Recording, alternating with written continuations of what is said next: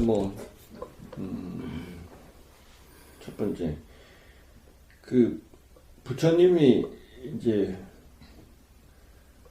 부처님의 문제가 아니고 사실 모든 우리들의 문제지. 각자의 문제지요. 각자의 문제고 우리들의 문제인데 그게 부처님이 그렇게 했다니까 나도 그거에 관심이 있었는데 부처님이 그렇게 했다니까 내가 부처님한테 관심 갖는 거지. 내가 내 문제지 내가. 산다는 게 뭐지? 여기가 어디지?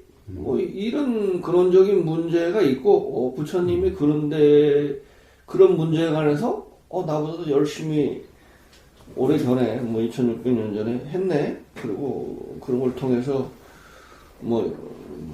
이런저런 또 이야기 하신 게 그게 이제 공감이 되니까 우리가 부처님 모두 날 갑자기 우리한테 계시를 내린 것도 아니고 우리를 부른 것도 아니고 그러니까 이제 그러니까 저는 항상 그런 이야기를 해요. 우리가 이제 그 부처님이 출가하기 전으로 돌아가야 된다. 부처님 출가하기 전. 그러니까 그 사람이 왜 출가했냐고 출가한 근본 입장에 쓰는 거 그게 선이다. 그거를 잃지 않고 사는 거. 않지 않으려고 노력하는 거. 그걸 어떻게 하면 잃지 않을까. 그러니까 너무 나는 가나선 왜 내가 비파사나 이런 말을 싫어하냐면 거기서 말하는 테크닉에 걸리는 거야.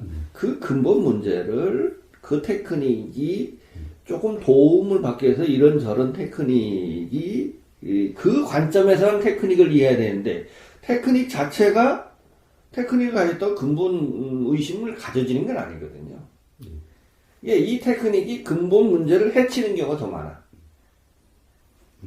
그래서 테크닉을 먼저 근본적인 문제를 가지고 이런 테크닉, 저런 테크닉 이게 다 같을 수가 있어. 근데 이 근본 문제가 없는 사람은 이 벌어진 이 드러난 현상만 갖고 뭐가 이게 다르니 같으니 네가 더 낫니 내가 더 낫니 이러니까 이게 대화가 나는 그런 대화는 하기 싫다는 거지. 그렇습니다. 그래서 저는 이빠사나도 표방하지 않고 가나선도 표방하지 않는 거죠. 사실은 이 부처님이 말씀하신 중도라든가 이런 수행이라는 게 테크닉을 말씀하시려고 하는 게 아니잖아요. 테크닉의 문제가 아니라는 거죠. 테크닉이라는 것은 현상의 문제지 않습니까? 그 현상이라는 것은 사실이 아니다, 실체가 아니다라고 누누이 말씀하신 건데. 근데 이제, 그래서 이제 내가 이 중생들이, 근데 이제 근본적인 문제는 안 보이잖아요. 테크닉은 보이잖아요. 바로 효과가 있어. 어떻게 한다. 그러니까 이 근본적인 문제를 안 가진 사람한테는 테크닉이 훨씬 더 끌려. 이거는 구체적으로 이렇게 하면 된다. 숨을 어떻게 하고, 어떻게 하고, 이 구체적인 방법론이 있으니까. 그러니까, 가나서는 모르겠고 구체적인 테크닉을 더 정교화하는 것에 사람들이 더 끌리는 거야. 그게 위파사나. 위파사나든 가나선도 이렇게 하라 저렇게 하라 화두가 이쪽고 저쪽고 이렇게 구체적으로 이렇게 또 가나선은 이제 그 테크닉에 대한 문제가 별로 없고 근본적인 의심만 가져라 이러니까 이게 평소부터 아무도 없었는데 뭘 어떻게 하라는 거야 이제. 줄 때까지 이렇게 전혀 이렇게 뭐가 안 잡히는 거지. 그러니까 이제 그래서 나는 근본적인 그 문제의식에 모든 거 다 빼고 모든 테크닉 빼고 이 가나선이라는 게 나는 어떤 의미에서는 형식적인 가나선은 부정하지만 그래도 내가 가나선에 하는데 모든 형식 빼고 그 근본적인 다른 형식 모두 빼고 그 근본적인 문제만 집중하라. 다른 격까지 다 빼고 이래서 내가 가나선을 주장하는 거고. 근데 이제 그렇다고 해서 비파산을 부정하는 건 아니에요. 그런 문제를 조금 더 중생들한테 테크닉을 구체적으로 해서 그걸 좀 더 구체화하는 그런 것으로 그 테크닉이 작용한다면 훨씬 더 좋은 걸 수도 있고 그 다른 건 아니잖아. 그런데 이제 그 이빠사나를 경험은 제가 제일 많은 것 같으니까 저는 미얀마, 태국을 가봤습니다. 그래서 미얀마 어떻게 보면 지금의 이 위파사나의 체계는 미얀마에서 다 갖춰지고 전 세계적으로 지금 미얀마 위파사나 프로그램이 전 세계의 위파사나 프로그램으로 자리 잡고 있습니다. 왜 그러냐면은 원래는 태국이 그 소승 불교, 테라와다 불교의 중심지였는데 스리랑카를 거쳐가지고 태국이 그 당시에 가장 그쪽 지역에 힘 있는 나라였기 때문에 크기가 중심지였다가 중심이 지금 태국에서 미얀마로 넘어갔습니다. 왜 또 그런 일이 있었냐면 미얀마 공화국이 만들어지면서 이 초대 수상이 미얀마도 소수민족들 한 20개 이상의 민족들이 있는 연합체입니다. 그러니까 종교도 엄청나게 많아요. 언어도 달라요. 이걸 통합을 해야 되겠는데 통합을 뭘로 할 것인가를 고민하다가 바로 불교를 해야 되겠다 이렇게 된 거예요. 그래서 마하시 사야도라는 분을 발탁을 해가지고 그분에게 국가에서 절도 지어주고 국가에서 라디오 방송에서 이 법문도 하게 하고 이 전체 국민들을 그 절에서 1년에 최소 일주일씩은 가서 전부 다 수행을 해라 이렇게 된 거예요. 기업체는 전부 다 휴가를 줘야 되는 거예요. 일주일. 이렇게 이 장려를 하고 이제 마하시 사유도를 시켜서 다시 이 수행 프로그램을 정비하게 하고 이 경전을 다시 정비하게 하고 이랬던 겁니다. 그래서 그게 중심이 돼서 거기에 이제 마하시 수행법이 원래 이 정부에 의해서 만들어졌는데 여기에서 다시 분화가 생겨서 이빠사나 수행법 이런 가래들이 생긴 거예요. 그래서 거기 보면 마하시 수행, 이 세우민 수행, 또 고행카도 거기서 있었던 겁니다. 고행카. 그게 이제 주로 술룬파, 술룬 수행, 그 다음에 또 파옥 스님, 우리나라에서도 여러 번 오셔서 하셨어요. 그 파옥 수행 해서 이 대표적으로 한 4개 이 수행 전통이 생겼어요. 이게 지금 전 세계적으로 퍼져 있어요. 위파사나. 그래서 제가 여기를 다 가봤습니다. 한 일주일씩 다 가서 머물고 수행 지도 법사하고 대화하고 해서 일주일씩 다녔어요. 그럼 태국의 이 지금 근대 불교를 가장 중흥시킨 분이 아잔문 아잔차인데 아잔문은 이미 돌아가셨고 아잔차도 돌아가시긴 했는데 아잔차라는 분이 이제 서양 사람들을 제자로 받아들여서 지금 아잔차의 이 수행이 테라와다 수행이 지금 또 다시 유럽하고 미국으로 이렇게 번져 있는 거예요. 호주에 각산 스님이 맨날 초빙하시는 그분도 아잔 브람이라는 분도 예. 아잔차의 제자인 겁니다. 예, 저도 아잔차 책이 한 권 있습니다. 아, 예. 그래서 제가 아잔차 센터에 제일 처음에 이제 2달간 있다가 그 다음에 이제 그 마지막에 거기에 이제 이 숲속 수행 전통이라고 하는 전통이 있는 곳 14군데를 하루에 한 절씩 해서 걸어다니면서 만행을 했었습니다. 하루 가서 얻어먹고 하룻밤 얻어자고 한 끼 얻어먹고 다음 절로 걸어가고 해서 한 2주간 그렇게 해서 태국은 그렇게 경험을 했고 미얀마는 그 다음 2년 후인가 다시 가서 일주일씩 각 수행 전통 있는 본부에서 일주일씩 한번 경험을 해봤습니다. 그래서 누구보다 이 경험은 제가 많은데 실제로 해보니까 저는 오히려 위파사나를 통해서 선불교가 이해가 됐습니다.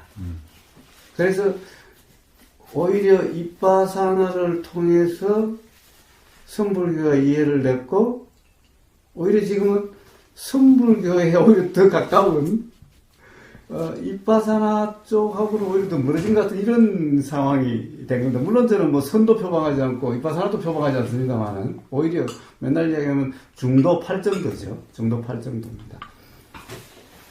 근데 그 말씀 중에 이제 저도 도대체 이게 사마타 위파사나가 뭐냐에 대해서 조금 이제 책도 읽어보고 이제 연구라기보다 딱 한마디로 이제 한자로 그걸 지관 멈출 지자에 볼관자 그죠? 멈추어서 본다는 거죠. 그러니까 그게 그걸 그렇게 멈추어서 본다는 말이 그냥 우리가 일반적인 시각으로서의 어떤 본다는 지관은 멈춰서 본다는 말이 아닙니다. 지관이 제가 알기로는 지관 수행법이라고 그것도 네, 그건 멈춰서 본다는 게 멈춰서 본다. 그러니까 여기서 본다는 말은 그냥 우리가 보는 게 아니 그냥 단순히 보는 것이 아니라 이제 깨어서 본다는 거죠. 관조의 의미의 그 지관할 때 볼관자가 관조의 관자로 알고 있거든요. 그래서 오늘 대화를 위해서도 몇 가지를 봐야 되는데 그러면은 지관이라는 말은 예. 지는 예. 사마타의 번역이고 예, 예. 관은 위파사나의 번역입니다. 예. 그래서 제가 지관이라고 사마타 위파사나를 한자로 요 부분 이야기 한번 들어. 그걸 어떻게 해석한다고? 네.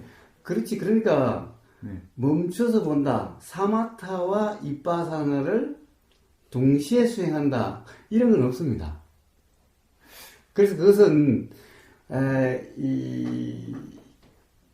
가령 우리가 지관이라고 넘어온 것은 사마타 수행은 사마타 수행이고 이빠사나 수행은 이빠사나 수행이지 사마타와 이빠사나가 동시에 될 수가 없습니다. 왜냐하면은 나중에 동시에 되는 걸로 알고 있는데 아니요 이제 같이 되는 걸로 멈추는 순간에 그건 안 됩니다. 간조하는 그건 안 됩니다.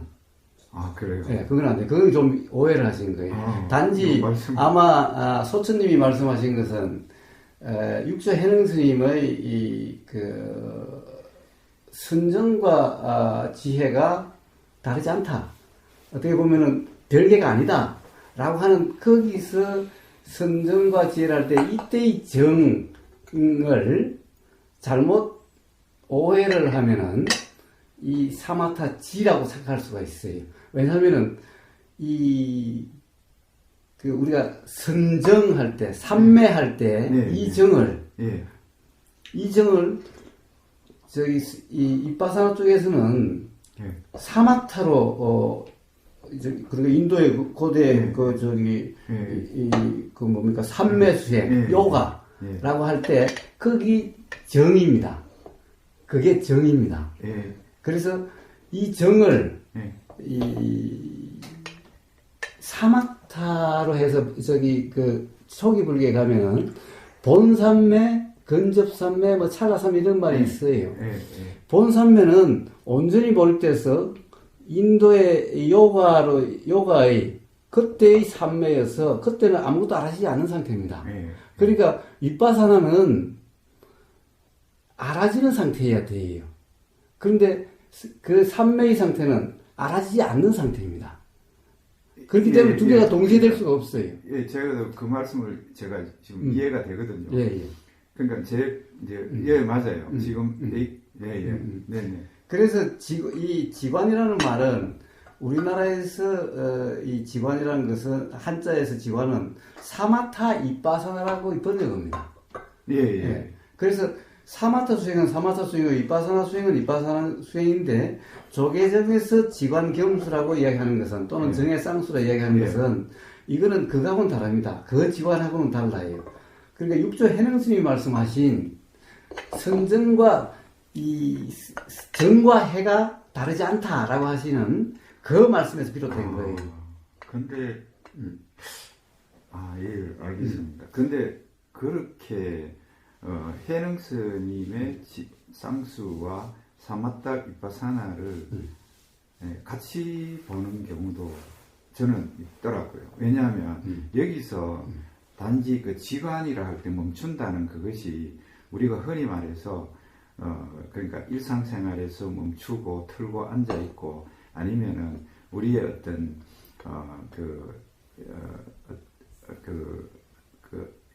뭐라 그럴까 성징 우리 몸에서 일어나는 성징에 대해서 그것을 멈추는 그런 차원도 있지만 그것보다 더 깊이 들어가서 그러니까 그 우주와 개합을 한다 그럽니까 진리와 개합을 했을 때의 그 멈춤 그럴 때 비로소 이제 간조하게 된다. 그러니까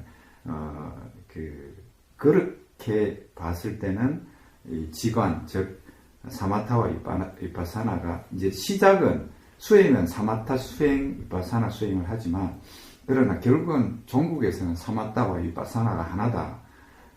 그러니까 지관 쌍수로 그렇게 그거는 어떻게 보면은 이제 그러니까 그거는 각자의 이해에 의한 자기에게 맞는 해석을 그렇게 하는 거죠. 네. 제가 뭐 그 경지에 들어가지를 못해가지고 그게 제가 아르마리로 어떻게 보면 얘기하죠. 유래적으로 볼 때는 이 네. 사마타와 이빠사나는 경험 상태가 완전히 다르기 때문에 이게 동실 수가 없다라는 거예요. 예를 들면 사마타 수행은 이러면 이것의 상에 몰입이 되는 겁니다. 이거 상에 몰입이 되는 거예요. 상에 몰입이 되면은 이빠사나는 경지가 될 수가 없어요. 이빠사나는 상이 아닌 실이 알아지는 상태입니다. 그러니까 하나는 상이 경험되는 상태고 하나는 상이 경험되는 게 아니라 상에는 어떻게 보면 무의미고 무상, 즉 육자현 선생님이 말씀하시는 무상이고 건강경이 이야기하는 무주고 이런 경험 상태이고 하나는 상에 몰입된 상태인데 두 개가 동실 수가 없는 거예요. 이게 불가능한 거예요. 근데 이제 그런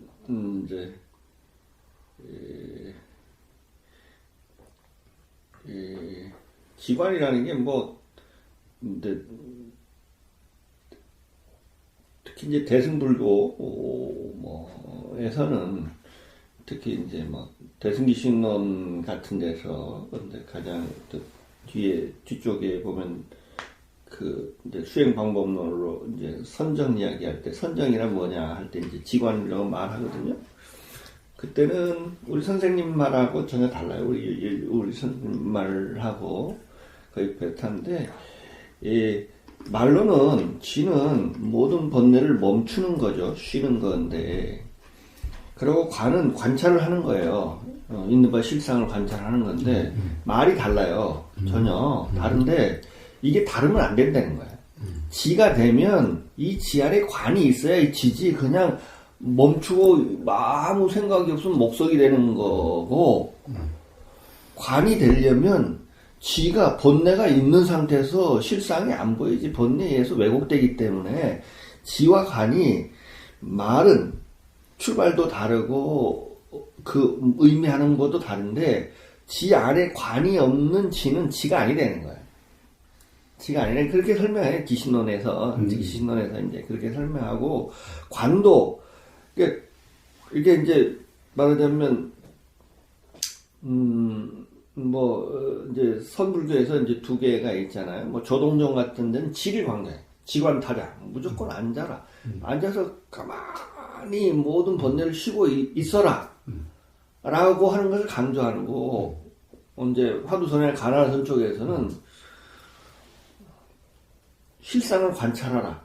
라고 관을 강조하는 거예요. 말하자면 조동조는 지를 사마타를 강조하는 거고 말하자면 화두선은 관만 하면 지가 된다. 관 하나로 그 관이 되면 지는 그러니까 마치 모든 번뇌가 뭐 거기서 그렇게 하잖아요. 모든 번뇌가 눈 녹듯이 눈이 뭐 그 화두에 대한 의심이 강렬하면 활활 타는 그 횃불이 있을 때 불이 있을 때 거기에 번뇌라는 눈이 떨어지면 그건 뭐 흔적없이 사라지니까 지 신경 쓰지 마라.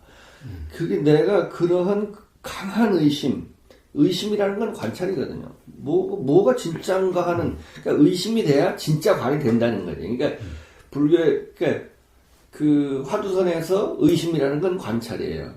그러니까 그냥 관찰하는 거하고 정말 의심스러우면 관찰이 자연적으로 훨씬 더 그냥 객관적인 멍청이 앉아서 그냥 이렇게 관찰하는 거고 의심을 갖고 관찰하면 의심하라는 건 관찰하는 거거든요. 화두선에서. 그러니까 무조건 화두선은 무조건 지 필요 없어. 필요 없는 게 아니고 그냥 그 관찰이 우리한테 그것이 너무 의심스러워서 나를 온전히 다 완전히 나를 감쌌어. 그러면 지가 당연히 되는 거지. 모든 번뇌는 활활 타는 불 위에 조금 눈 조금 떨어지면 그게 언제 어디 있는지 다 없어지지. 모든 번뇌가 사라지는 건 너무나 당연하다. 지가 필요 없다 이런 게 아니고 그 관 안에 지가 있다. 지가 강렬할수록 관이 강렬하면 의심이 강렬하면 지는 당연히 그러니까 그렇게 관이 강렬한데 그 안에 지가 번뇌가 있으면 관이 없는 거지. 그러니까 관이란 말에 지가 없으면 그건 관이 아니고 지라고 그냥 단순히 모든 번뇌를 쉬면 말하자면 이제 우리가 뭐 말하는 해인산매 하잖아요. 해인산매라는 게 모든 번뇌가 없으면 그 안에 그 모든 번뇌를 쉬었는데 그 안에 왜 어떻게 지가 가능하냐? 거기에는 모든 번뇌가 있으면 맑아서 실상이 그냥 드러나는 거야. 보는 게 아니라 이게 현현하는 거지, 실상이. 그러니까 지 안에 실상이 현현한단 말이 지극하면 지 안에 실상이 현현하는 그게 관이잖아요. 그게 있어야 이게 지라는 거예요. 불교에서 지는 단순히 번뇌가 없는 상태. 그 표면적으로는 그런 의미가 있지만 이것이 진짜 불교에서 말하는 지이려면 이것이 지가 지극해져서 그 안에 실상이 뭐 바닷물이 고요해지면 정하면 그 안에 실상이 드러나는 상태를 지란다.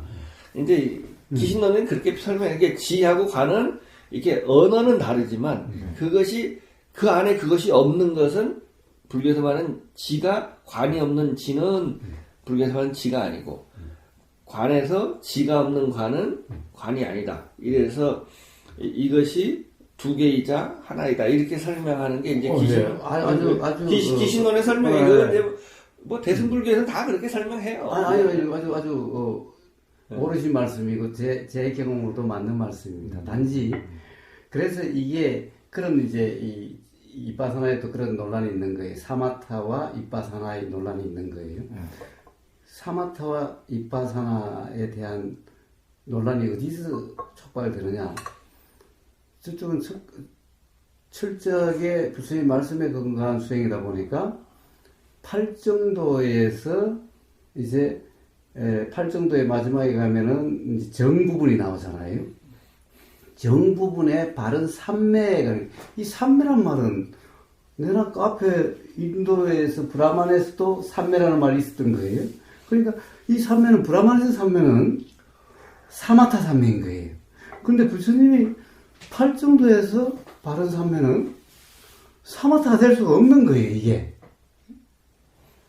그래서 여기서 논쟁이 일어나는 거예요. 그래서 이제 이 이빠사나 하는 사람들이 이 삼매를 어떻게 하느냐 하면은 인도의 본래의 삼매는 몰입이 되면 1시간이고 2시간이고 열흘이고 한 달이고 거기 들어가면은 시간이 흐른 줄도 모르고 아무것도 모르는 상태인 거예요. 그래서 근접 삼매 또는 찰나 삼매라고 이야기를 해요. 이 삼매라는 것이 그렇게 긴 게 아니라 찰나다라는 거예요. 찰나다라는 거예요. 그래서 요 부처님이 말씀하신 바른 삼매라는 것은 찰나 삼매라는 거예요. 그리고 삼매에 가깝다라고 근접 삼매라 이런 용어를 써서 구차하게 이걸 맞추는 거예요. 그런데 어쨌든 부처님이 말씀하신 바른 삼매라고 하는 이 삼매는 지라는 요소가 들어있는 거예요. 이것을 갖다가 정확하게 경험적으로 잘 설명하신 분이 육조 해능 스님이 바로 정과 해라고 하는 이 부분에 대해서 잘 설명하고 계신 거예요. 육조단계에서. 방금 오경 스님이 말씀하신 바로 그런 맥락의 것인 거예요. 그래서 이때는 원래 사마타는 사마타가 아닌 겁니다. 그러니까 이게 사마타가 아니. 그러니까 부처님이 그래서 이 발음을 붙인 거죠. 부처님은 비록 그 당시 인도의 말을 쓸 수밖에 없는 거죠. 말이라는 것은 쫑자로 말을 써야 되니까 그래야 이해가 되니까 대신에 발음이라는 말을 붙인 거예요. 그래서 그런 삼매를 이야기한 게 아니다라는 거예요. 그럼 삼매가 이제 뭐냐는 문제인데 이게 이제 대승기실록이나 육조해능 스님이 말씀하신 그런 경험 상태를 이야기하는데 이때는 사마타적인 상이 아니라 마음의 동요가 없는 경험 상태를 지라 그런다는 거예요. 즉 사마타가 아니라 상에 빠진 상태가 아니라 이 마음의 동요가 없는 상태는 완전히 상에 빠져버리면 하나의 상에 빠져버리면 동요가 있을 수가 없죠. 우리는 마음의 동요가 요상도 있고 저상도 있으니까 요상을 붙잡고 요상을 밀치고 또는 요상을 붙잡고 밀치고 하니까 마음이 좋다가 싫다가 뭐 밀었다가 당겼다 이게 동요지 않습니까? 그러면 상이 대상이 되지 않으면 상에 빠지지 않으면 상이 대상이 아니라 마음에 동료가 있을 수가 없는 거죠. 그렇지만은 상에 빠지지 않았으니 여실지경이라고 이제 이 스님이 이 오경 스님이 가끔 말씀을 하시던데, 그러니까 여실지경 아까도 어떻게 보면은 이 사실이 이렇게 드러나서 관찰된다라고 하는 그런 경험 상태이면서도 마음의 동료는 다 상에 빠졌을 때 마음의 동료가 있고 상이 사실은 착각일 때 동료가 있으니까 그렇지 않는 상황이니까 동료가 없는 거죠. 바로 동료가 없는 그 경험 상태를 지라 이야기할 뿐, 즉 그러니까 이때는 사실은 지라는 것보다는 주로 이 선정, 육체현행 스님의 표현을 한다면 정과 해라는 표현을 쓰시는 거죠. 대승기실로는 어떤 지관을 쓰십니까? 그것도 정해를 씁니까? 그것도? 정을 지관으로 설명해요. 정을. 그러니까 그렇죠. 이게 사실 이제 그렇죠. 왜냐면 바른 삶. 그러니까 이제 이게 이제 우리가 이제 지하고 관이 언어가 다르지만 이게 서로 포함 관계가 있어야 지고, 지 안에 관이 있어야 지고, 관 안에 지가 있어야 관이라고 그러잖아요. 선정과 지혜도, 이게 이제, 선정과 지혜도 사실은 이걸 이게 말은 달라요. 선정은 마음을 안정시키는 거고, 또 그런 것을 관찰하는 거잖아요. 지혜는 뭐예요? 관찰의 결과물이 지혜거든, 사실은. 관찰의 실상이 보여지는 거. 실상을 아는 게 지혜잖아요. 그러니까 이게, 제가 원각경 그 강의에 보면, 원각경뿐만 아니라 모든 경전에서 모든 지혜는 선정으로부터만 나온다.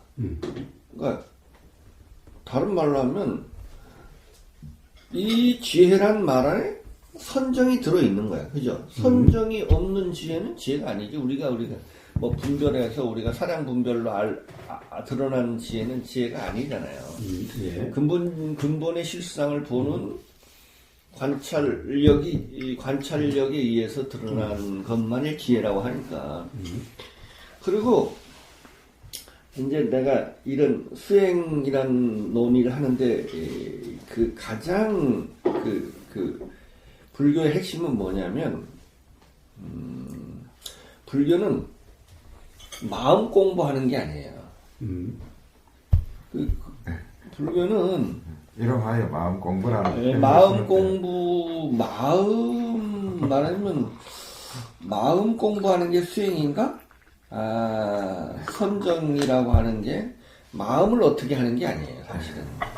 불교의 모든 처음부터 마지막의 목표는 지혜예요, 지혜. 선정은 오로지 지혜가 연결될 때만 이게 선정이에요.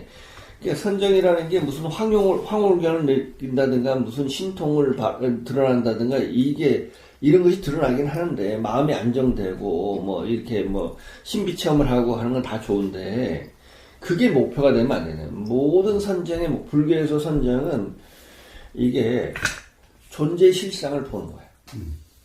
그러니까 이게 기신론의 말에 의하면 사정이 있고 이정이 일사자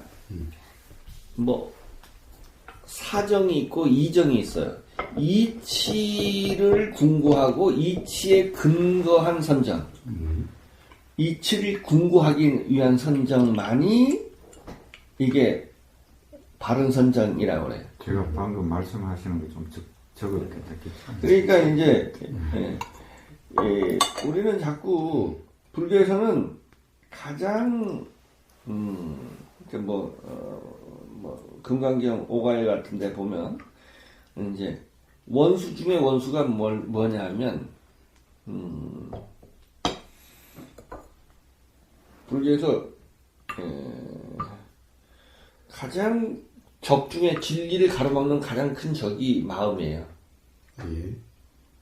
마음을 통해서만 진리가 체현되기도 하지만 마음이 진리를 방해하는 가장 유일한 적이에요. 그러니까 천지 원수가 마음이야. 사실은. 그래서 이제 그 마음을 찾는 게 아니고 마음이 불교에서는 이제 기신론이 뭐 대승 기신론도 그렇고 유식에서도 그렇고 뭐 초기 불교부터 모든 말하자면 모든 것의 원인은 무명이잖아요. 예. 무명이 만들어낸 게 마음이거든요. 예. 그러니까 무명이 타파된다는 건 뭐가 타파되는 게 마음이 사라지는 거예요. 그게 목표예요. 근데 이제 우리가 마음밖에 없으니까 마음을 활용해서 우리가 이제 뭐 제8 아리아식 하면 무명업식이거든요. 그러니까 무명이 사람은 업이 사라지고 업이 사라지면 근본 우리의 제8 아리아식이 근본식이거든요. 이 마음이 사라지는 게 목표예요. 이게 마음이라는 게 본래 무명이 만든 거니까 무명이 만들었다는 것은 사실 환이지. 우리가 마음이라는 게. 그러니까 마음이 일체법을 만들었으니까. 그러니까 말하자면 일체법의 실상을 알면 마음을 알아야 되고 마음은 사실 무명이 만드니까 이게 환이라는 게 이제 그 결론이에요. 이게 무슨 교학에 말하는 결론이에요. 그러니까 이제 그러니까 이런 실상을 보려면 일단 마음을 닦아야 되는 건 맞아. 근데 결론이 마음에 가 있으면 안 된다고. 마음은 없어. 그래서 실상을 보면 없는 걸 보는 거지. 그래서 이제 우리가 이제 그 원각경에서도 이제 우리가 이제 관하잖아요. 관. 모든 수행은 관이죠. 관찰이죠. 관찰을 의해서만 실상이 드러나니까 무슨 뭐 비판사나든 지도 그 불교에서 말하는 지라는 것도 이제 뭐 다 관 안에 다 들어올 수 있는 거니까 관인데 원각경에 보면 관은 뭘까요? 관에 의해서 깨달음이 일어나는데, 그죠? 깨달음이 일어나는데, 관이나 깨달으면 관에 의해서 드러나는 것이 이제 결과물이 깨달음인데, 관이나 그래서 각이나 사실 같은 거예요. 같은 맥락이 있으니까. 그럼 관이 뭘까? 관은 마음의 작용이에요. 그죠? 마음의 작용은 무명업식의 작용이야. 그죠? 그러니까 그 관에 의지한 각도 무명업식이야. 그것도 환이야. 그죠? 그럴 수밖에. 그거 말고는 그 깨달음을 관을 절대화하거나 각을 절대화하는 것은 내가 그래서 교리를 좀 하라는 거야. 이게 그럴 수가 없는 거야. 이 관 말고는 없어요, 우리한테. 관 말고는 없어요. 관은 철저하게 무명업식의 작용이에요. 마음의 작용이에요. 마음 작용 아닌 관이 있냐고. 그런 거 절대 없다는 게 불교예요. 그런 거 있으면 그게 신비한 건데, 불교는 그런 거 절대 부정하는 거거든요. 그러면 관을 의지하지 않은 각이 있냐고. 예? 그러면 관이나 각이나 그게 뭐냐고. 그 무명업식이 다 환이라고. 그럴 수밖에 없어요. 그래서 이제 그런 맥락에서 이제 그 논의를 막 엄청 집요하게 하는 게 원각경이에요, 사실은. 그래서 원각경이 되게 내가 이야기해놨지만 그런 거를 조금 엄청 많은 시간을 갖고 막 설명을 해야 되는데 거기는 이제 그건 막 그래서 이제 이 관이라는 환으로 일체법의 나와 세계가 다 환을 제거한다. 그러니까 환이라는 게 이 관이라는 환으로서 환을 제거하고 이 관이라는 것, 다르면 각이라는 게 없어져야지. 이게 이 없앤 환으로서 환을 제거하는데 환으로서 그 수단인 환으로서 관찰이라는 수단으로 일체법이 환인 게 그 모든 상을 제하지만 그리고 이 관이 사라져야 각이 사라져야 이걸 원각이라 한다. 뭐 이제 이렇게 설명하는 거예요. 사실은 제가 이 스님을 찾아뵙고 하면 말씀을 듣고 싶은 게 바로 그 관입니다. 사실 그 관에 대해서 관을 한번 스님하고 스님한테 한번 여쭤보려고. 하여튼 이제 불교 이제 교리적으로는 이거는 뭐 원각경에서뿐만 아니라 뭐 사실은 초기 불교에서도 다 이거는 그럴 수밖에 없어요. 그러니까 우리는 자꾸 이런 교리 공부를 안 하면 어떻게 되면 관을 너무 절대화해. 관을 의지할 수밖에 없다는 걸 알아. 또 마음을 의지할 수밖에 없다는 걸 알아. 그렇지만 마음 그러니까 견성이란 말이 사실은 이게 좀 성품을 본다고? 아니 불교의 가장 근본 교리가 무한데? 연기인데? 연기는 뭐야? 성품이 없어요. 모든 것은 조건의 화합이니까 조건으로 다 환원되니까 성품이 없어요. 그게 존재의 실상인데 성품이 없는 것이 그걸 성품이라 한다며. 성품이 없는 것이 그게 부처님이 깨달은 게 뭐야? 아, 모든 존재는 성품이 무자성이구나. 자성이 없구나. 그게 연기고 그게 무한데. 그럼 달리 보니까. 근데 갑자기 성품을 본다고? 그럼 그건 뭐야? 그게 이제 열반경의 말로면. 저는 사실 열반경이라고 보다 건강경을 하시죠. 그러니까 이제 열반경이 이렇게 해요. 이제 왜 성이란 말 썼냐면, 이게, 초기 불교는 성이란 말 절대 안 써요. 성이란 말이 거의 없어요. 그러니까 무아기 때문에, 무아는, 그러니까 아라고 하는 건 아트만이잖아. 아트만을 중국말로 바꾸면 나자가 아니에요. 아트만의 아자는 그러니까 무아할 때 아가 우리는 나가 아니고 아트만의 번역어잖아요. 아트만의 번역어거든요. 그러면 이 아트만을 중국말로 번역하면 뭘까? 성이에요. 가장 가까운 말은 성이에요. 성이에요. 그러니까 무아는 무자성이라는 뜻이에요. 그러니까 이게 아트만이라는 말에 인대 철학적인 용어죠. 아트만이라는 말이. 근데 이게 나라가 하는 의미보다는 성이라고. 그러니까 뭐 중국에서는 채성 이렇게 번역해. 채성, 채자고 성자고 붙였어요. 이게 채성이 없는 걸 그러니까 아트만을 채성이라고 번역해요. 중국어로. 그래서 그런데 견성 그런단 말이에요. 견성 성불. 이게 뭐야? 그래서 정말로 마음의 성품이 있나? 여기서 이제 마음이라는 게 본성이 있다고 하는 착각이 있어요. 근데 이게 이제 성이란 말은 대승불교에서 초기 불교는 거의 안 쓰는 말을 대승불교에서 쓰는 많이 있어요. 그러니까 대승불교는 말하자면 열반경이라든가 법화경이라든가 그러니까 이 금강경이라는 경전은 아주 특이한 경전이에요. 금강경은 내용은 대승사상인데 철저하게 모든 용어는 초기 불교 용어예요. 여긴 대승불교 용어 하나 거의 없어요. 하나도 없어요. 일단 가장 먼저 우리가 일반적으로 대승에서 가장 핵심적인 단어가 공이에요. 공이란 말이 없어요. 공에 해당되는 초기 불교 언어가 무아거든요. 무아란 말이 있어요. 그죠? 공에 해당되는 말이 굳이 꼭 찾자면은 수냐타라고 하는 말이 있습니다.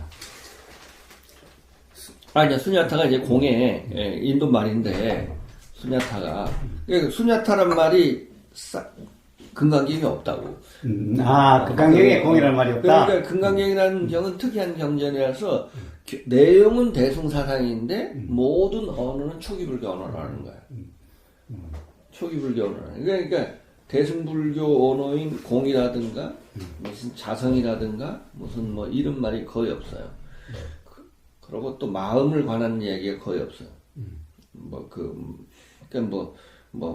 과거신 불가든 현재신 불가든 미래신 불가든 마음이 없다는 얘기를 하는 거예요. 이건 불가득이란 말은 모든 존재가 존재하려면 시간 위에 존재하거든요. 네. 그러니까 과거심은 지나갈 수가 없고 현재심은 있다고 하면 나눠질 수 있기 때문에 없다는 거야. 나눠지면 그건 과거나 미래로 다 환원되기 때문에 현재라는 있을 수가 없는 거야. 그래, 하여튼, 그래서, 그러니까 이제 우리 선생님 말하듯이 대승불교에서는 불교의 견성성불 이런 말 하잖아요. 이게 최초로 쓰였을 때가 이게 열반경이에요. 성자. 견성할 때 성이란 말을 쓰는데, 기신노의 성이란 말이 나오는데, 그러니까 이걸 모르면, 이 출처에서 쓴 언어를 알아야 돼. 그러니까, 견성이라면 성품이 없는 걸 깨달았는데 자꾸 성품을 보라고 하는 거야. 그죠? 성품. 그러면, 이게 인도 대승불교라고 하는 것은 자꾸 이제 대승불교하고 초기불교나 근본불교하고 내용이 다르면 그러니까 이제 대승비불설. 대승은 비불설. 부처님이 말하지 않은 건 분명한 사실이에요. 역사적인 사실. 이거 절대 믿으면 안 돼요. 부처님 직접 이야기한 거 아니라고. 그래서 대승불교는 불교가 아니다. 이거는 한 300년, 500년 전서부터 일본 에서 주장하던 거예요. 일본 사람들이. 지금 최근에도 그런 이야기는 대승 불교가 아니다. 왜? 자꾸 성품 이야기를 하는 거. 성품이 없다는 게 연기와 무아를 주장하는 가장 부처님의 근본 교설에 위배되니까. 이게 불교만 아니죠. 조금 부수적인 이야기가 조금 말이 다르면 근본 가르침에 대해서 부처님 사상하고 안 맞으면 이건 불교라고 할 수가 없잖아요. 그래서 근데 사실은 그거는 불교를 대승불교를 잘 몰라. 너무 극단적인 해석이지. 그래서 그런데 열반경 같은 데 보면 이 성을 어떻게 설명하냐면 이 성이란 말을 왜 썼냐면 인도의 그 당시 그러니까 부처님이 돌아가서 500년, 600년, 700년 이때 되면 이제 가장 인도에서 가장 큰 영향력을 인도는 전통적인 사상이 말하자면 힌두교잖아요. 불교는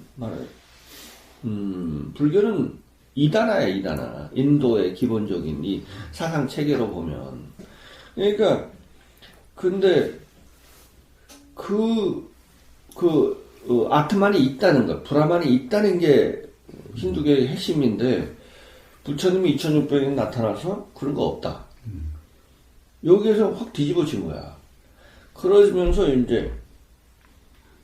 부처님 당시에는 별로 그게 큰 영향력이 없어서 사실은. 불교라는 게. 사실 부처님 당시에는 큰 영향력이 없었어요. 근데 부처님 돌아가시고, 아슈카 왕에 의해서 부처님 한 200~300년 후에 돌아가시고, 한 2~3세기에 아슈카 왕에 의해서 아슈카 왕이 무슨 전 인도로 불교가 확 퍼져나가고,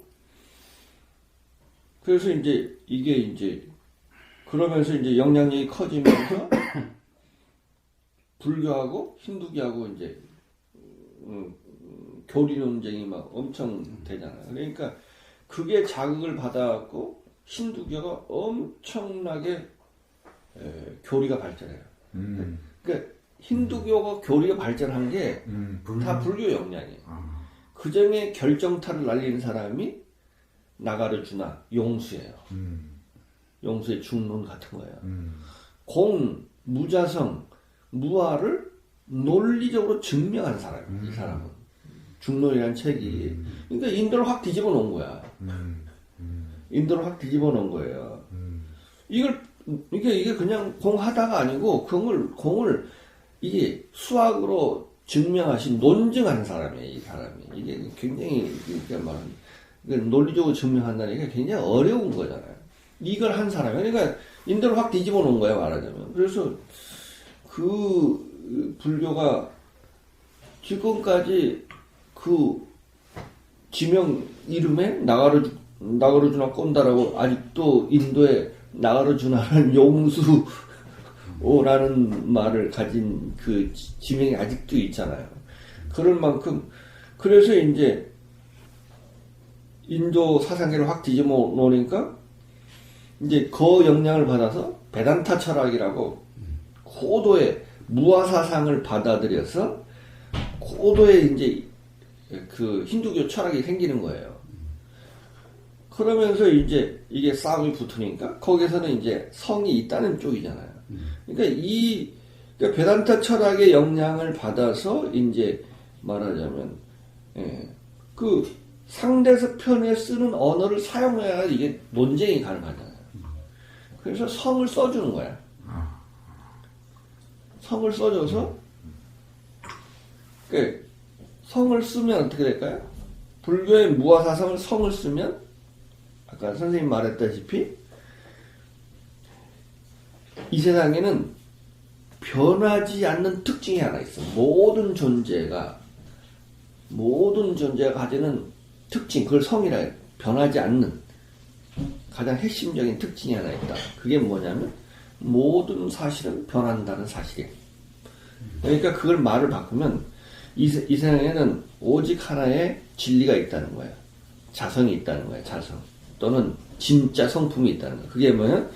무성지성. 자성이 없다고 하는 성품이 이 세상의 모든 조의 이제 진짜 성품이다. 참으로 재밌는 말입니다. 그게 참으로 재밌는 말이에요. 이게 열반경에 이렇게 써여 있다니까. 그러니까 견성을 그래 진짜 성품을 봐야 된다. 모든 존재가 자성이 없다는 걸 봐야 된다는 뜻으로 해석해야 되는데 자성이 있다고 자꾸 해석하니까 이건 근데 이게 이제 중론의 첫 장에 인연품이 있는데 영수보살이 나가르주나가 왜 중론을 썼는가에 대한 그게 인연품이 있습니다. 거기에 핵심이 뭐냐면 이런 거예요. 아니 결국에는 공이다라고 하는 것이 기본적으로 없다는 거예요. 즉 자성이 없다, 실체가 없다. 그 당시 성이라고 하면 성이 없다, 실체가 없다, 자성이 실체가 없다. 이런 말이라는 거예요. 그런데 문제가 있다는 거예요. 그 논리에 빠져서 어떻게 하냐면은 아무것도 없다라는 것이 있다라는 거예요. 좀 전에 이제 이 스님 말씀 열반경에 말했었는데 그런데 또 근데 이제 불교에서 참 이게 이제 그래서 저는 이제 수행 이야기 할 때 수행이라고 하는 게 부처님 초기에 선이라는 게 어떤 의미로 쓰였을까? 초기 경전에 보면 우리가 참선한다, 우리가 선정한다, 우리가 비파사를 하든 이게 한다는 게 뭐였을까? 초기 불교에 보면 수행자들이 어떤 삶을 사냐면요, 부처님께서 법문을 해요.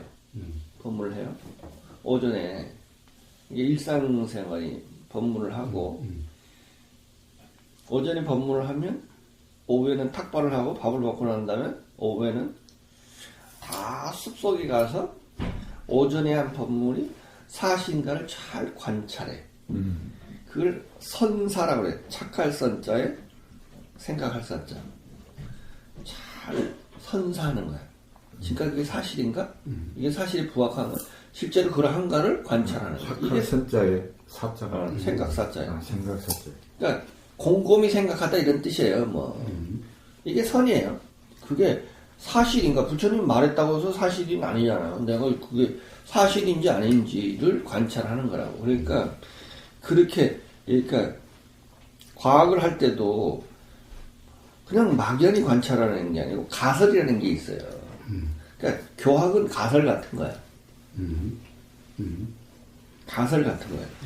부처님이 가르침이 진리라고 믿으면 안 돼. 진리, 부처님이 세상이 이렇다면 내가 곰곰이 생각하고 실상을 잘 관찰해서 내가 관찰해서 확인해야 된다고. 믿습니다가 아니고 내가 이렇게 머리로 따져서 하는 게 아니고 실상을 잘 관찰해서 그것이 관찰해서 아는 것. 보고 알아야 된다. 끊임없이 초기 불변이. 보는 작업. 이게 선이고 아는 게 깨달음이지. 그게 윗바사나. 윗바사나. 그게 화두선이에요. 실상을 저는 그거 말고 우리가 할 수 있는 게 뭐 있냐고. 그게 수행이지. 그거 말고 할 수 있는 건 아무것도 없거든요. 그러니까 저쪽에서는 그게 바로 윗바사나는 겁니다. 그게 화두선이라고 그래요. 그거 말고 뭐 화두선이 그러면 결국에는 윗바사나랑 화두선은 다른 게 아니라는 거예요. 같을 수밖에 없는 거지. 그러니까 그렇죠. 아니 부처님이 정말 나와 세계가 근본적으로 의심이 돼갖고 다른 걸 할 수 없으니까 출발한 거야. 그죠? 우리가 그 근본 입장에 돌아가자고. 그것이 나의 삶을 나의 머리를 온통 지배하게 만들자는 거야. 그게 수행이고 뭐 그거 말고 그렇게 하다 보면 그걸 오래 하면 부처님이 이래라 저래라 하면 그게 무슨 말인가 알아들어. 근데 그 기본적인 상태가 없으면 부처님 무슨 말을 하면 못 알아듣는다. 예, 그러니까 그 가나선을 하는 그 세 가지 뭐 조건이라기보다도 그 이제 대신심, 대의심, 대분심. 신심이라는 게 불교에서 근데 신심이라는 게 네. 중요한 게는 네. 신심이라는 것은 불교에서 신심은 부처님을 믿는 게 아니에요. 네. 부처님을 믿는 게 아니고 방금 말씀하신 관심이에요. 관심. 진리에 대한 네. 뭐가 사실인가를 끊임없이 관심 갖는 게 신심이에요. 불교에서는. 불교에서 신심은 대의심 또 내가 이 생에 아니면은 내가 이걸 알아야 되겠다. 뭐 대분심 이런 세 가지 조건. 그러니까 이제 그런 거에 대해서 이게 이제 사람들이 별로 이렇게 정말로 그런 말이 안 다가오면 너무 자꾸 테크닉으로 가는 거야. 그게 나한테 그게 없는데. 그러니까 자꾸 이제 테크닉으로 하니까 이제 이게 자꾸 이제 그 테크닉 자체가 나쁜 게 아니고 그런 사람들 테크닉 뭐 이렇게 막 자꾸 하니까 이게 뭐 여기에는 아무것도 없거든 사실 테크닉에는. 다른 안 보고 손가락만 잡고. 그러니까 이제 그래서 이게 근본적인 관심이 나한테 충만하면 이 테크닉이 말하는 효과적인 관철로 가는데 굉장히 중요한 역할을 하는 거죠 사실은. 근데 이게 없는 사람한테는 이게 다 걸리는 거지 이 테크닉. 그게 이제 그건 구체적이고 이건 구체적이지 않으니까. 구체적이지 않은 건 싫은 거고 구체적인 건 좋은 거야. 그러니까 이게 이제 이거하고 연결이 되면 이게 그러니까 이제 그러니까 좀 더 그런 근원적인 문제에 대해서 우리가 항상 뭐 싸띠라는 거 있잖아요. 싸띠. 예, 거기 들어가기 전에 제가 선생님께 한번 좀 제안 좀 드리겠습니다. 뭐냐면 사실은 전반적으로 이야기하자면 이게 얼마든지 시간이 갈 수 있으니까 구체적으로 이제 아까 결정적인 이제 스님이 말씀하셨습니다. 결국에 이 관찰이라고 하는 관이라고 하는 이 말씀하셨는데 제가 스님의 말씀이 관심을 확 끌었습니다. 어떤 거냐 하면은 음악경을 하셨던가 아니면은 박문호 교수와 이거 포럼에서 궁극적 진리에 도달하는 방법, 길. 그러니까 궁극적인 진리에 도달하는 길로서 스님이 사유와 관찰과 해석 능력이라고 말씀하셨어요. 그래서 사실은 어떻게 보면은 그 다른 것들을 이야기한다는 것은 이거 뜬금없는 기식으로 맨날 이야기해봤자 며칠 이야기해봤자 사실은 별로 와닿지 않는 거예요. 사실은 경험을 통해서 확인이 돼야 되는데 그럼 경험을 통한 확인이라는 것이 지금 스님께서는 사유와 관찰과 해석 능력을 말씀하신 것 같단 말입니다. 그렇지 않습니까? 해석이란 말, 분석이란 말을 썼네. 나누라고. 이 해석 능력에서 또는 관찰해서 이제 나눠서 한다는 이런 이제 구체적인 설명에서 나오신 거고 그 화면에 자막으로 나온 데 보니까 궁극적 진리에 도달하는 길 거기에 보면은 사유와 관찰과 그리고 박문호 교수하고의 포럼에서 그런 이제 해석 능력에 대해서 해석 능력 그러니까 그 관찰에서 얻어진 것에 그 정보를 해석하는 능력이 없다. 내가 그런 말을 맞아요. 요 세 가지 키워드 용어가 네. 상당히 저한테 이제 관심을 끌었습니다. 사실은 왜냐하면 너무나 이빠사나도 그렇고 너무나 테크닉에 빠져서 그런 이빠사나는 너무나 분답하고 선은 또 너무나 이 막연해서 이 테크닉이 없단 말입니다, 사실은. 예. 그러다 보니까 너무 막연하고 어떻게 보면은 거기서 가장 간단하게 이 스님께서 제시한 길이 결국에는 선이든 이빠사나든 궁극기 진리에 도달하고 산다는 목표는 같다라는 거죠. 예. 그런데 스님은 사유와 관찰과 해석 능력이라고 네. 구체적으로 말씀을 하셨어요. 예. 그래서 요 점이 제 관심에 일어나서 스님하고 만나서 요 점을 좀 한번 이야기를 해보고 싶다라는 거였습니다. 예. 그래서 스님이 말씀하시는 사유와 관찰이라는 것이 무엇을 말씀하신 건지 사실은 거기서는 어떻게 보면은 좀 막연하다고 저는 느껴졌어요. 이게 좀 구체적으로 하면 요런 문제를 한번 이야기를 해보고 싶고 그리고 해석 능력이라는 것이 뭘까? 사실 어떻게 보면 해석 능력이라는 것은 잘못하면은 결국 기존 관점에 의한 사유출이라고 한다면은 말씀하셨습니다만은 환으로 환을 실을 추리한다고 하는 이런 꼴밖에 안 될 수도 있을 텐데 그래서 이 부분은 조금 이따가 하더라도 우선 사유와 관찰이라고 하는 구체적인 이 방법 이게 도대체 어떤 것인가 이 어떻게 보면은 이게 바로 아까 스님께서 말씀하셨던 이 관이라고 하는 이게 바로 여실직연이라고 하는 어떤 이런 경험 상태를 스님께서 전체적으로 말씀하셨던 것 같은데 어쨌든 이게 이제 사유와 관찰이라고 하는 우리가 익숙하게 이해될 수 있는 용어란 말입니다. 이것은. 근데 이 용어는 어떻게 잘못하면 또 우리가 너무 익숙하기 때문에 기존의 개념으로 스님의 말씀을 이해를 해버리면은 안 맞을 수도 있겠다는 생각이 들었던 겁니다. 예. 근데 이제 그거는 우리가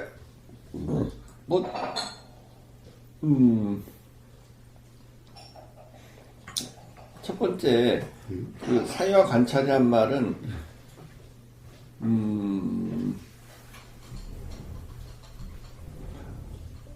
가장 기본적으로 선을 그렇게 설명한 거예요.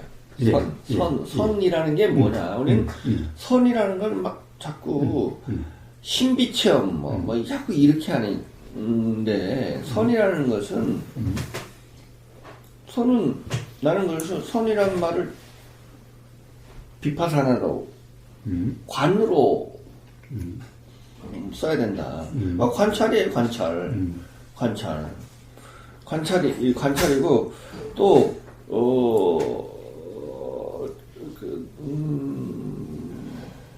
화엄경에 보면 저는 이제 화엄경을 내가 가장 전문적으로 본 경이 화엄경인데 화엄경은 너무 방대하니까 내가 이렇게 어디 가서 강의를 하기가 또 너무 좀 교리가 잡히고 조금 어렵고 그러니까 이제 관심을 갖는데 말하기가 없어서 화엄경 강의인데 화엄경에 가장 많은 단어가 사유와 관찰이더라고.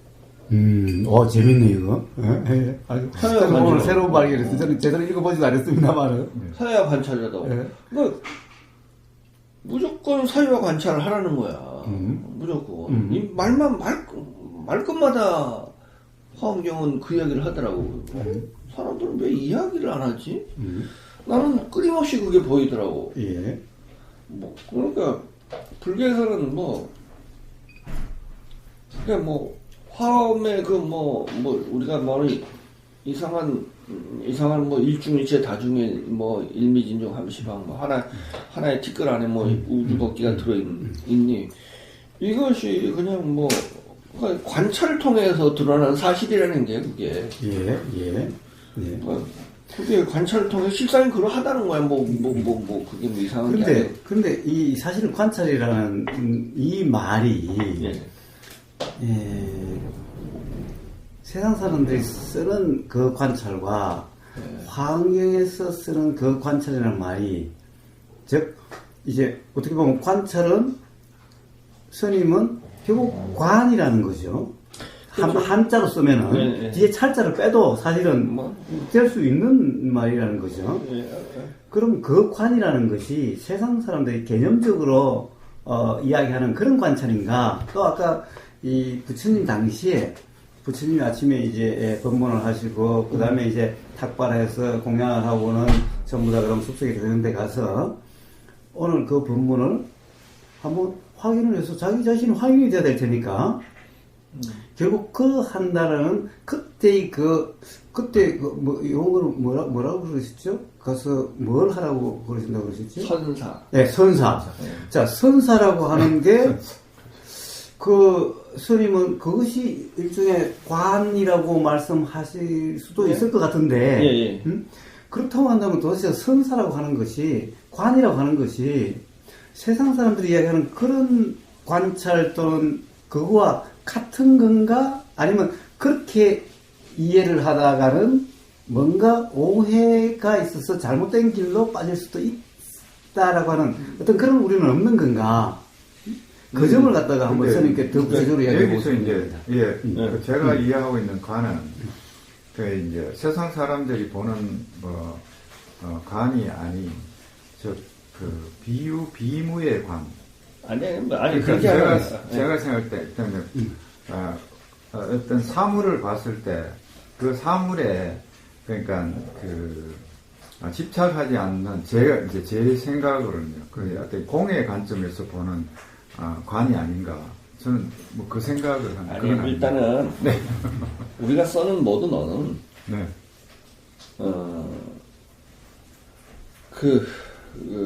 제가 그 중론에 있는 용수의 유명한 말이 있어요. 모든 진제는 속죄를 의지한다. 이런 말이 있어요. 네. 언어는 속죄예요. 그죠? 예. 우리 불교가 아니고 일반 세속에서 쓰는 언어예요. 그러니까 진제는 불교에서 쓰는 언어는 그러니까 언어라는 것은 속죄예요. 그러니까 이 언어가 그냥 우리가 일반적으로 쓰는 사유와 관찰이에요. 다르면 안 돼. 그럼 안 돼요. 똑같은 거야. 근데 이제 우리는 그러니까 이제 자꾸 불교에서 쓰는 언어를 세속적 언어하고 다른 뭐 특별한 의미가 있는 게 아니에요. 그러니까 우리가 반야 지혜하잖아. 지혜라는 게 인도 말은 프라지냐 파냐라는 게 야랑은 알다는 뜻이거든요. 아는 거.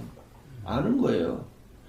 근데 우리가 아는데 좀 더 우리가 일반적으로 아는 것보다 또 조금 깊이 사유하고 깊이 관찰해서 더 나아가라는 거야. 더 집요하게 관찰해 우리의 관찰과 우리의 사유를 좀 더 오랫동안 심사숙고 깊이 사유하고 깊이 관찰해서 오랫동안 관찰해서 그거를 더 밀고 나가라는 거야. 실상에 닿을 때까지.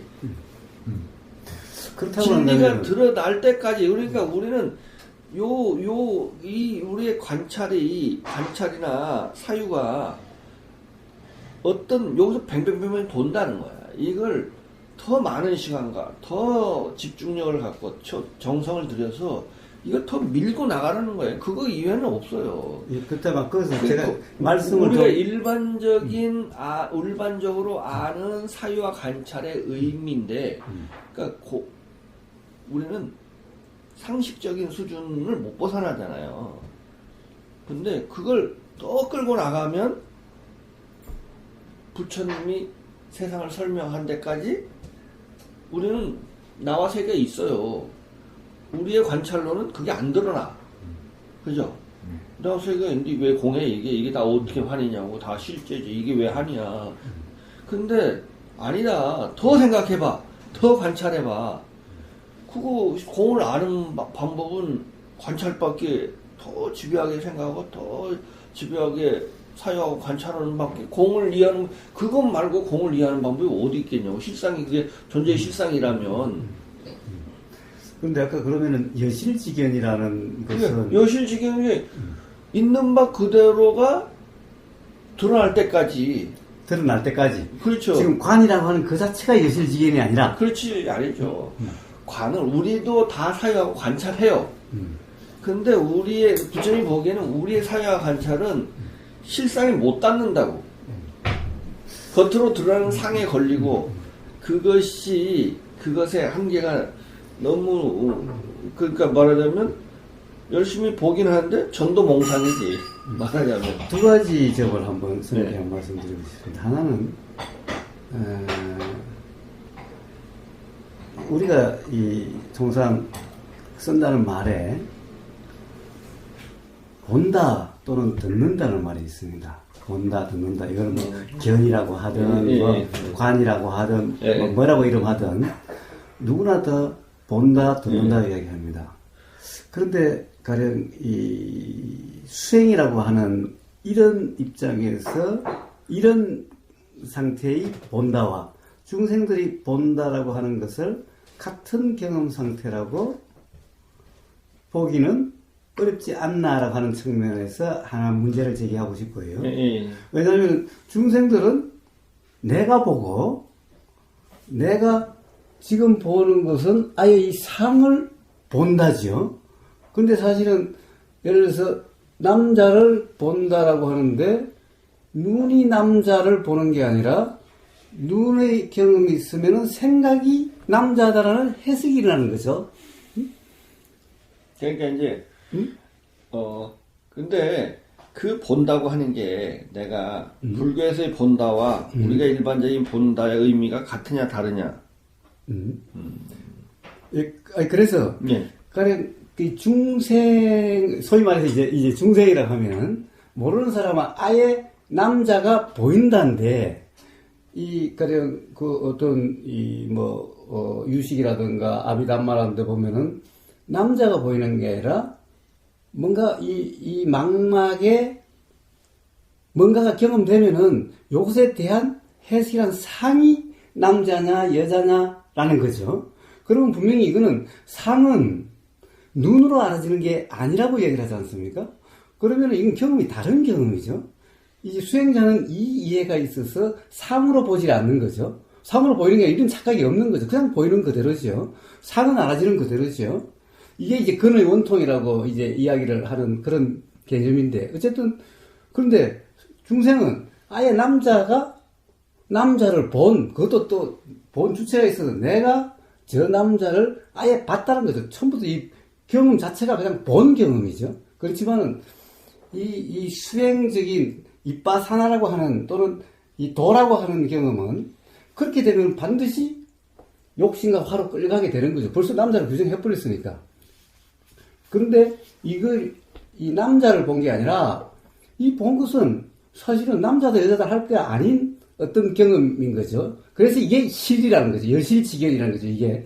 그 다음에는 이거는 상이 남자냐 여자냐에 대해서 상은 알아짐인 거지, 보여짐이 아니라는 거죠. 이 이해이기 때문에 상과 이 보여짐을 혼동함이 없으면은, 그러면 이제 여실지견이 되는 거죠. 이게 이제 여실지견 관이 아니냐. 중생과의 경험 상태가 그래서 다르지 않느냐. 이제 제자가 부처님한테 깨달음이 뭡니까? 라고 물으니까 부처님께서 나는 깨달음이 뭔지 모른다. 나는 작용할 뿐이다. 그걸 해석을 그렇게 누가 다뤄놨더라고요. 작용할 뿐이다. 그러니까 작용이라는 게 딴 게 아니고 일어날 뿐이다. 일어남이다.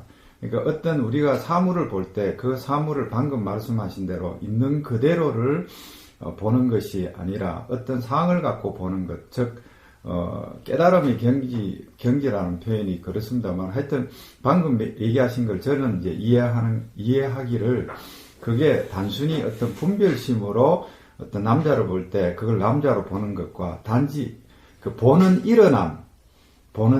그래서 누가 그런 얘기를 하더라고요. 꽃을 5초간 꽃으로 보이지 않으면은 뭐 견성한 것이다. 뭐 이런 표현을 전했었는데 지금 이제 좀 주제를 논의를 좀 이 초점을 맞춰가지고 왜냐하면 스님도 오늘 하루 시간이 뭐 무장적인 있으시지 않으니까 저는 지금 이제 관이라고 하는 것이 가령 우리가 이 모든 사람들이 쓰는 같은 용어, 어떻게 보면 이거는 하나의 경험이지 않습니까? 관찰이라는 것은. 네.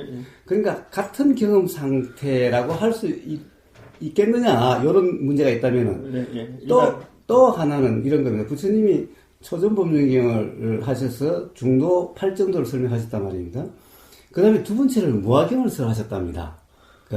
그래서 무화경을 설하셨는데, 왜 두 번째 무화경을 설하셨는가? 라고 하는 그 맥락을 보면은, 이제 중도라고 하고 8정도를 해서 누구나 그것을 갖다가 닦으면은 다 이제 부처님이 중도로서 명지와 해탈에 이르셨다라고 하는 이렇게 된 것이 부처님이 만들어주는 게 아니다. 그러니까 닦으면 된다 그러는데 그러니까 열심히 이제 부처님 말씀대로 하려고 한 거예요. 그러니까 부처님이 보시니까 야 너가 뭔가를 잘못 이해하고 있다 내 말을. 그래서 무화경을 말씀하신 거예요. 뭐라고 그러냐 하면은 야 생각하는 주체에 내가 있는 거냐. 또 가령 오온을 다했죠. 색수상 행식을. 그래서 결국 주체가 없다면은 닦는다라고 하는 경험 상태가 어떠한 거냐. 즉, 부처님이 말씀하신 중도, 도성제라고 하는 이것을 갖다가 3번 굴려서 닦음이라고 말씀하시는데, 도대체 이 닦음이라고 하는 것이, 예를 들면은 중생들이 도 닦는다, 수행한다라고 하는, 예를 들어서 그런 거냐. 만약에 이렇게 알고 있어서 그렇게 하는 거기 때문에 부처님이, 야, 그런 게 아니야. 일단은 오늘은 공양을 하고 잠깐 쉬었다가 공양합시다.